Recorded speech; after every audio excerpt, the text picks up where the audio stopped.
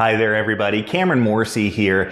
And all the goals that we set as leaders for our team aren't necessarily going to be reached. So the question becomes, when teams fall short of goals, how do you rebuild them? How do you get them motivated again and on the right track to trying to accomplish those goals or whatever new goals that you have set up in their place? And I want to go through 5 steps for rebuilding a team when they fall short of your goals.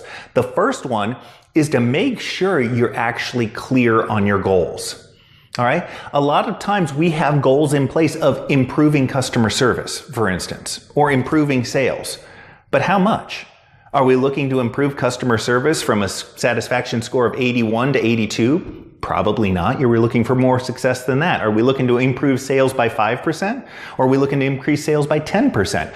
Get clear on your goals. And the next part of that is they need to be realistic too. But get crystal clear and make sure that you're clear on your goals. If you aren't crystal clear on your goals, then it's hard to chart a course forward and it's hard for people to gauge where their success is on that. The second thing that you want to do is look at how you are communicating progress towards those goals.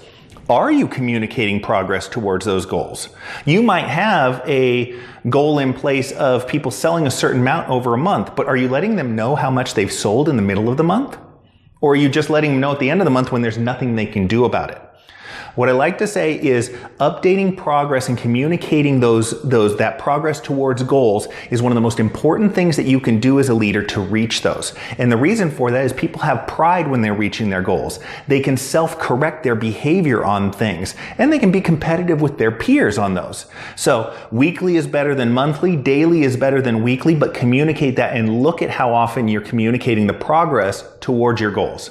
All right. The third thing that you want to do is if you didn't reach the goal, then maybe you need to have a brainstorming session on how to actually take some different measures to do that. And what I first recommend on this is actually bringing in maybe your top 3 employees and having a quick brainstorming session on best practices. How are they tackling this particular goal? What are the things that they're finding that work in place? And with that information, then you move on to the 4th step, and that is a large brainstorming session with all of your employees. And the reason you do this is you take the best practices from the prior group, but you also build a sense of ownership. When people have a stake in what's going to happen in their behavior, the course of action that the organization is going to take, they take more ownership. Make sure that all ideas are welcome, and you'd be surprised how many new ideas that you can take from that. Take all of that information that you have, the clear goals that you have in place and the plan for the progress, and create milestones. That's your 5th step. All right. You climb to the top of the staircase one step at a time. So what milestones can you put in place that you can communicate the progress on? And that starts creating the plan. So what you've done is you've gotten clarity on the goals, clarity on the steps to get there. You've worked on ownership and you've created the new plan forward. And once you communicate that plan out to everybody, they have more understanding of what is going to take place that tackles that fear of the unknown, and they can get to stepping. Thanks so much, everybody. Have a good one.